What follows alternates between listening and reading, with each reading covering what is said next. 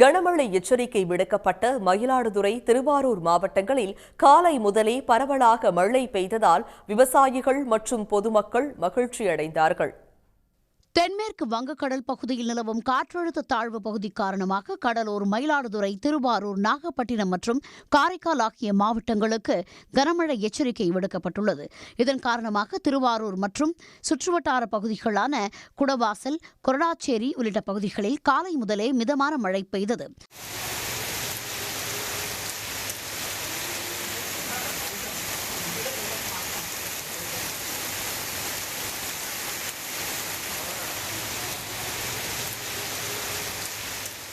திருவாரூர் மாவட்டத்தில் சம்பா சாகுபடியில் ஈடுபட்டுள்ள விவசாயிகள் மழையால் மகிழ்ச்சியடைந்துள்ளனர். தொடர்ந்து மழை பெய்யும்னு சொல்லியிருக்காங்க இன்னையிலிருந்து. ஆனால் இப்போ மழை பெய்யுறது விவசாயிகளுக்கு நல்ல சந்தோஷத்தை தான் அளிக்குது. இயற்கையான சூழலும் இருக்கு. இதே மழை தொடர்ந்து நீடிச்சா விவசாயிகளுக்கு கொஞ்சம் பாதிப்பாக தான் இருக்கும்.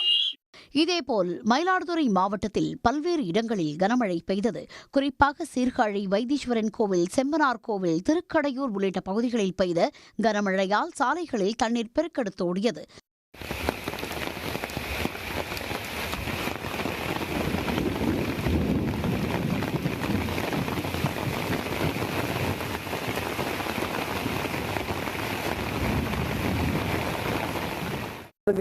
மயிலாடுதுறை வட்டம் பாண்டூர் சார், 31 பாண்டூர் வட்டம் சார்.